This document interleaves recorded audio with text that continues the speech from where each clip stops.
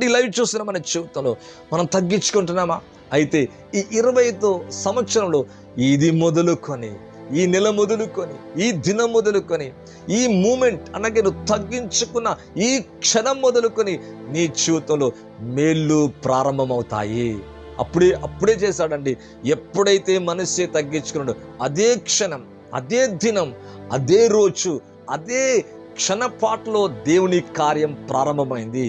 అలాగే నీ జీవితంలో దేవుని మేలు ప్రారంభము కావాలంటే, దేవుని మేలుని బట్టి నువ్వు సంతోషించాలంటే, దేవుని మేలు నీ జీవితంలో పొందాలంటే నా జీవితంలో తగ్గించుకోవాలి. అందుకే సుంకరి ఒక పరిసేయుడు, మరి సుంకరి తన్ను తాను, దేవా నీ వైపు చూడడానికి కూడా నాకు శక్తి చాలదయ్యా, పాపినని నన్ను కరుణించమంటే అతని కంటే ఇతను నీతిమంతుడై వెళ్ళినట్లుగా బైబిల్లో చూస్తున్నాం. ఇలా చూస్తున్నా నీ జీవితంలో నిజంగా మనం అలా తగ్గించుకుంటున్నామా? అలా తగ్గించుకుంటే ప్రభు నీ జీవితంలో బలమైన కార్యాలు చేస్తాడు పిల్లరా. మరి 2వ దినవృత్తాంతాల గ్రంథం 19వ అధ్యాయము మరి 3వ వచనం చూస్తున్నా. అయితే దేశం నుండి నువ్వు దేవతా స్తంభములను తీసివేసి దేవుని యొద్ద విచారణ చేయటకు నువ్వు మనస్సు నిలుపుకొని ఉన్నావు, నీ యందు మంచి క్రియలు కనబడుచున్నవి. అంటే దాని అర్థం ఏంటంటే, ఎప్పుడైతే అతను మంచి క్రియలు చేయటం ప్రారంభించాడు, మరి తను తగ్గించుకోవటం ప్రారంభించాడు, అయితే దేశం నుండి నీవు దేవతా స్తంభములను తీసివేసి, అంటే దేవునికి ఏదైతే ఇష్టం లేదో వాటి తీసివేశాడంట. అలాగే నీ స్పిరిట్లో, నీ మైండ్లో, నీ మాటలు, నీ చూపులు, నీ తలంపులు, నీ ఆలోచనలు, అసూయనా, ద్వేషమా, కోపమా, ఇక గత సంవత్సరంలో ఎవరైనా క్షమించకుండా అలాగే ఉంటున్నావా, ఇంకా అలాగే పెట్టుకుంటున్నావు, మనసులు అలా పెట్టుకుంటావు, వాటిని తీసివేసి దేవతా స్తంభాలను తీసివేసి దేవుని యొద్ద విచారణ చేయటకు, అనగా దేవుని యొక్క తన్ను తాను తగ్గించుకోవటం ప్రారంభించాడు. నువ్వు మనసును నిలుపుకొని ఉన్నావు, నీ యందు మంచి క్రియలు కనబడుచున్నవి. ఈ సంవత్సరం నీ యందు మంచి క్రియలు కనబడాలా? అవును, అప్పుడు దేవుడు నిశ్చయంగా నీ జీవితంలో కూడా మంచి క్రియలు దేవుడు చేయటం ప్రారంభిస్తాడు. అద్భుత క్రియలు చూస్తావు, సూచక్రియలు చూస్తావు, మహత్కార్యాలు చూస్తావు, ఎప్పుడూ చూడనటువంటి బలమైన కార్యాలు నా జీవితంలో జరగటము చూస్తాం ప్రియులారా. మరి ఇక్కడ చూస్తే ఎప్పుడైతే అలాగూ చేయటం ప్రారంభించాడో దేవుడు అంటున్నాడు, మరి ఇక్కడ చూస్తే నీ యందు మంచి క్రియలు కనబడుచున్నాయి. మరి నీ యందు కనబడుతున్నాయా? మళ్ళీ ఓల్డ్దే ఉందా? మరి 24 సంవత్సరం ఇంకా జరిగిపోయి 25లోకి వెళ్ళిపోయినాం, మళ్ళీ ఓల్డే నీ జీవితంలో మరి నడుస్తుందా? అలాగా నేను వెంటాడుతుందా? నీ జీవితంలో కనబడుతుందా? దాన్ని తీసివేసుకోవాలా, దాన్ని త్రోసివేసేయాలా, దాన్ని రోసివేసేయాలా. ఇక్కడ చూస్తే మరి దేవునికి వాక్యం అంటుంది, దేశములో నుండి నీవు దేవతా స్తంభములను తీసివేసి, అంటే దేవునికి ఏది ఇష్టము లేదో ఆ ప్రతి స్తంభం యేసునామములో వెళ్ళిపోనుగాక, ఆ ప్రతిదీ యేసునామములో తీసివేయబడునుగాక. ఎక్కువగా మాట్లాడుతున్నావా? లేదా తగ్గించుకోలేకపోతున్నావా? ఒప్పుకోలేకపోతున్నావా? విడిచిపెట్టుకోలేకపోతున్నావా? లేదా నీ పాతది ఇంకా నిన్ను వెంటాడుతుందా? దానిని ఎప్పుడైతే తీసివేసుకోవటం ప్రారంభిస్తావో నీ యందు మంచి క్రియలు కనబడుచున్నవని అతని గురించి దేవుడు సాక్ష్యం ఇస్తున్నట్టుగా చూస్తున్నాం. మనం వెంటనే దేవుని కార్యాలు మన జీవితంలో ప్రారంభమవుతాం మనం చూస్తాం ప్రియులారా. ఇదే 2వ దినవృత్తాంతాల గ్రంథం దేవునికి వాక్యములు కనుక చూస్తే 12వ అధ్యాయము 1వ వచనం చూద్దామండి. 6వ వచనం చూస్తున్నాం. అప్పుడు ఇశ్రాయేలు అధిపతులు రాజును తమ్మును తాము తగ్గించుకొని యెహోవా న్యాయస్థుడని ఒప్పుకున్నారంట. ఇదమే ఈ కలగడానికి, శిక్ష కలగడానికి, ఈ బాధ కలగడానికి, ఈ వేదన కలగడానికి, ఈ సమస్య కలగడానికి మేమే కారణం, మా తప్పే కారణమని తెలుసుకున్నట్టుగా చూస్తున్నాం. కొంతమంది అలా ఒప్పుకోరండి. మరి దేవుని నిందిస్తారు, మనుషులు కూడా నిందిస్తారు, లేదా పాస్టర్ అయితే పాస్టర్, లేదా ప్రవక్త అయితే ప్రవక్త. ఇక్కడ చూస్తే మరి అప్పుడు ఇశ్రాయేలు అధిపతులు రాజును, పెద్దవారు మొదలుకొని చిన్నవారు వరకు, రాజు అంట అలాగే అధిపతి, ఏ రాజైనా అలా తగ్గించుకుంటున్నాండి. ఇక్కడ చూస్తే రాజును తమ్మును తాము తగ్గించుకొని యెహోవా న్యాయస్థుడని ఒప్పుకొనిది, తమ్మును తాము తగ్గించుకున్నట యెహోవా చూచెను గనక యెహోవాకు సెమయాకు ప్రత్యక్షమై ఇలాగూ సెలవిచ్చెను, వారు తమ్మును తాము తగ్గించుకుని గనక నేను వారిని నాశనము చేయక షీషకు ద్వారా నా ఉగ్రతను యెరూషలేము మీద కుమ్మరింపక త్వరలోని వారికి రక్షణ దయచేసింది. వెంటనే అంటే తగ్గించుకున్న క్షణములోనే దేవుడు ఏం మాట్లాడుతుండో ప్రవక్త ద్వారా మనం అర్థం చేసుకోవాలి. ఇక్కడ వెంటనే వారు దేవునికి వాక్యం అంటుంది, చూద్దాం. వారు తమను తాము తగ్గించుకునట. ఎవరు వీరు? అధిపతులంట, రాజంట. రాజు ఇక్కడ అధిపతి తగ్గించుకోవటం ద్వారా యెహోవా చూచెనంట.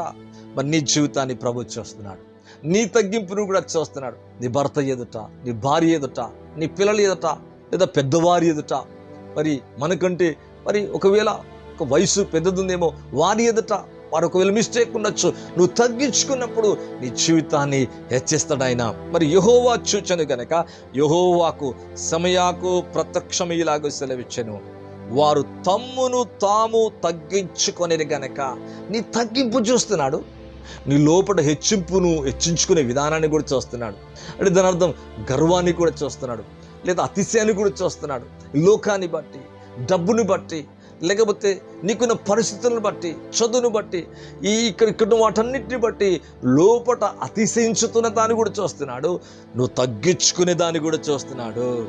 ఇక్కడ తమ్మును తామును తగ్గించుకొనేది గనక నేను వారిని నాశనము చేయక.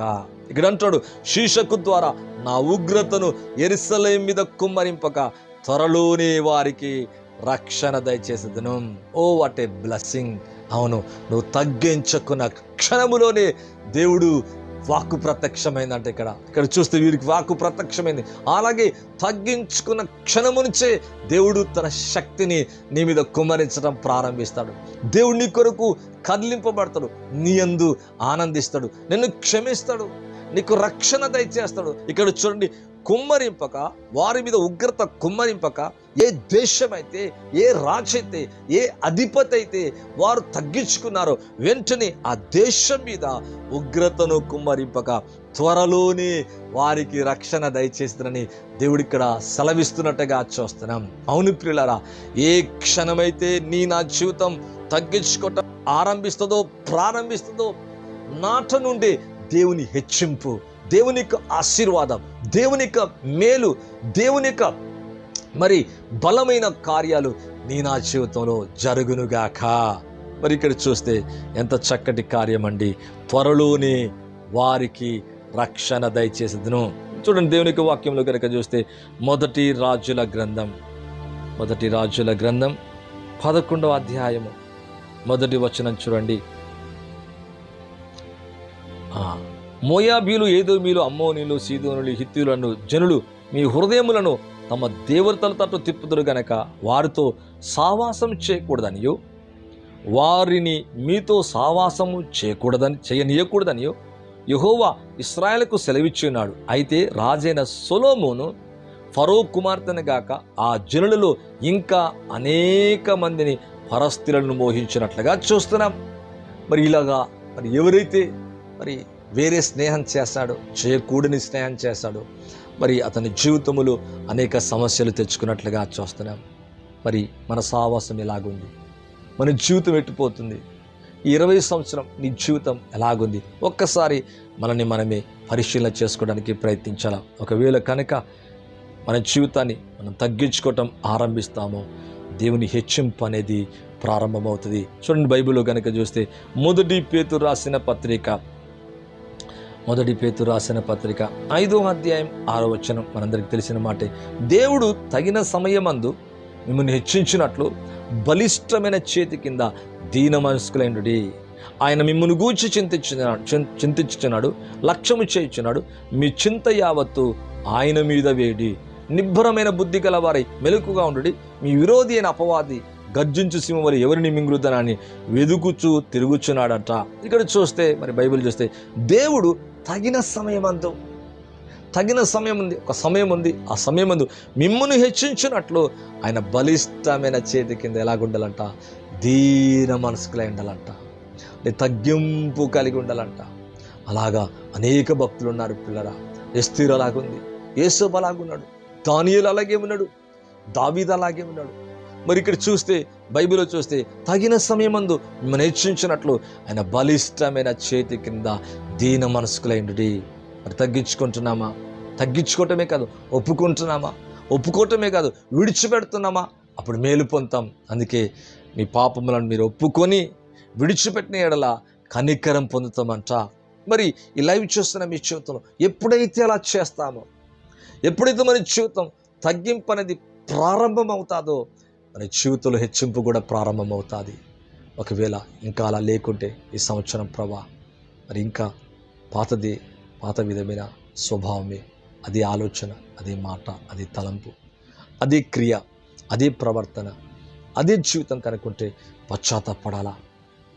ప్రభా నా జీవితంలో తగ్గించుకొని ఒప్పుకొని ఏదైతే మీకు ఆయాసకరమైంది ఉందో దాన్ని అయినా నేను విడిచిపెడతానే. నువ్వు ఎప్పుడైతే విడిచిపెడతావో ఓ దేవుడు బలమైన కార్యాలు జరిగిస్తాడు. అటువంటి కృప, అటువంటి కార్యం నీ జీవితంలో నా జీవితంలో జరుగునుగాక. ఒక మాట చూద్దామండి. విలాప గ్రంథం 3వ అధ్యాయం.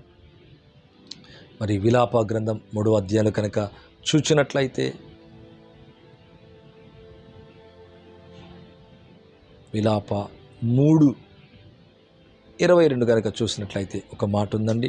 దేవుని యొక్క వాక్యంలో కనుక చూస్తే, యెహోవా కృపగలవాడు, ఆయన వాత్సల్యత ఎడతెగక నిలుచున్నది గనక మనము నిర్మూలము కాకున్న వారం, అనుదినం నూతనంగా ఆయనకు వాత్సల్య పుట్టుచున్నది గనక నువ్వెంతైనా నమ్మదగిన దేవుడవు.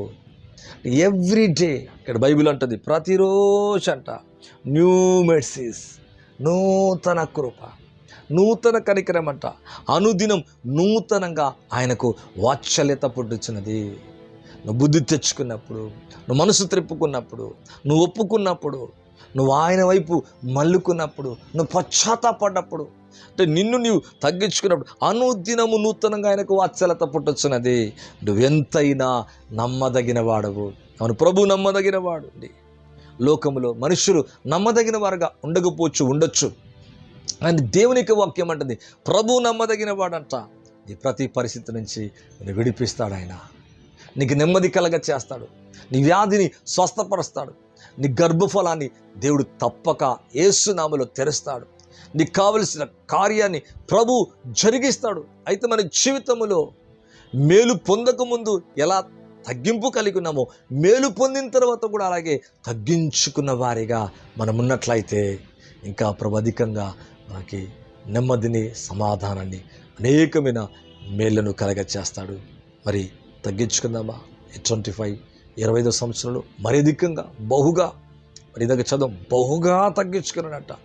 అవును, బహుగా తగ్గించుకున్నాడంట. అలాగే తగ్గించుకొని ఒప్పుకొని విడిచిపెట్టినప్పుడు మన జీవితంలో మేలు పొందుతాం. మరి యోనా చేప కడుపులోకి వెళ్ళిపోయాడు. నినెవేకి వైపు వెళ్ళబట్టి తర్షీసుకు వెళ్తున్నాడు. చేప కడుపులో 3 రోజులు ఉన్నాడు. అయ్యా ఇప్పుడు అంటాడు, అయ్యా నేను తగ్గించుకుంటున్నాయ్యా, నేను కన్నీరు విడుస్తున్నా, ఒప్పుకుంటున్నాయ్యా, నేను విడిచిపెడతానయ్యా, నువ్వు చెప్పిన చోటుకే నేను వెళ్తానయ్యా, నువ్వు చెప్పినట్టే చేస్తానయ్యా. 3 దినాల తర్వాత చేపకు ఆజ్ఞాపించక దేవుడు అది కక్కివేసినట్లుగా చూస్తున్నాం. మళ్ళా వెళ్ళి ఒక దిన ప్రయాణం అంతా ఉన్న ఆ ఊరుకు, ఆ ప్రాంతానికి వెళ్ళి స్వార్థను ప్రకటించినప్పుడు వాళ్ళందరూ కూడా తగ్గించుకున్నారు. రాజు మొదలుకొని చిన్న బిడ్డల వరకు. యోనా గ్రంథంలో ఉంటుంది పిల్లలు, చిన్న బిడ్డలు పశ్చాత్తాపడరు. ఉగ్రతను ప్రకటిస్తే వాళ్ళు తగ్గించుకున్నారు. తగ్గించుకున్నందుకు ఉగ్రత మానివేశాడు, కోపాన్ని తీసివేసుకున్నాడు. వారు పశ్చాత్తాపడ్డ దాన్ని చూసి దేవుడు మరి పశ్చాత్తాపడి వారికి చేయదలిసిన కీడు చేయక మేలు చేసినట్లుగా మనం చూస్తున్నాం. ఈ సంవత్సరం కీడు కాదండి, మేలు చేయబోతున్నాడు. బహుగాను తగ్గించుకున్నావు అనుకో, బహుగా మేలు చేయబోతున్నాడు. 2 మేలు చేయబోతున్నాడు. అధికమైన మేలు చేస్తాడు. ఎప్పుడు తెలుసా? ఎప్పుడైతే తగ్గించుకుంటామో, ఎప్పుడైతే ఒప్పుకుంటామో, ఎప్పుడైతే విడిచిపెడతామో ప్రతి పాపాన్ని, ప్రతి బలహీనతను. అవును, మేలు కూడా తగ్గించుకున్న దినము నుంచే ప్రారంభమవుతుంది. ఈ దినము నుంచి మీ జీవితంలో, ఈ రోజు నుంచి నీ జీవితంలో, ఇది మొదలుకొని నీ జీవితంలో దేవుని యొక్క మేలు స్టార్ట్ అవునుగాక. దేవుని యొక్క మేలైన కార్యములు జరుగునుగాక. Good things to happen. మంచి కార్యాలు, మేలైన కార్యాలు జరుగునుగాక. అవునటువంటి కృప, అటువంటి ఆశీర్వాదం ప్రభు నీకు ఇచ్చునుగాక. నీ కొరకు ప్రార్థన చేయబోతున్నా. మరి నీ నా జీవితాన్ని మరి ప్రభు చేతిలో పెట్టి మనం ఇంకా తగ్గించుకుందాం. పరిశుద్ధుని తండ్రి, మీకు స్తోత్రాలయ్యా. ఎవరైతే లైవ్ చూస్తున్నారో, ఎవరైతే ఏకీభవిస్తున్నారో, ఎవరైతే ఐక్యమవుతున్నారో ప్రభా, మాతో కలిసి యేసునామములో ప్రవచిస్తున్న వారి జీవితంలో బలమైన కార్యాలు జరుగునుగాక, మేలైన కార్యాలు జరుగునుగాక. ఏ మేలు చూడలేకపోతున్నారు ప్రభా, వారి జీవితంలో ఆ మేలు యేసునామములు అందుకొని వారి జీవితంలో అది నిలుచునుగాక. ఉద్యోగంలోన, కుటుంబంలోన, ఇంటిలోన ప్రభా, ఎక్కడైతే వారు బాధపడుతున్నారు అందెల్ల ప్రభా గొప్ప కార్యములు జరుగునుగాక. అద్భుత కార్యములు వారి జీవితంలో జరిగించండి. వారి దేహాన్ని స్వస్థపరచండి. వారి మనసుకు, హృదయాలకు నెమ్మది కలగచ్చండి. మీ శాంతి సమాధానముతో నింపి నడిపించమని, బలమైన మీ కార్యములతో నింపి నడిపించమని, సమృద్ధి అయిన మేలతో నింపమని యేసు క్రీస్తు నామములో అడిగి వేడుకుంటున్నాను తండ్రి. ఆమేన్. థ్యాంక్ యూ అండి. నేను నమ్ముతున్నా మీ జీవితంలో సమృద్ధి అయిన మేలు చేటి అందు మీ అందు ప్రభు ఆనందించి సంతోషించనుగాక. God bless you. Praise the Lord. ఆమేన్. Thank you.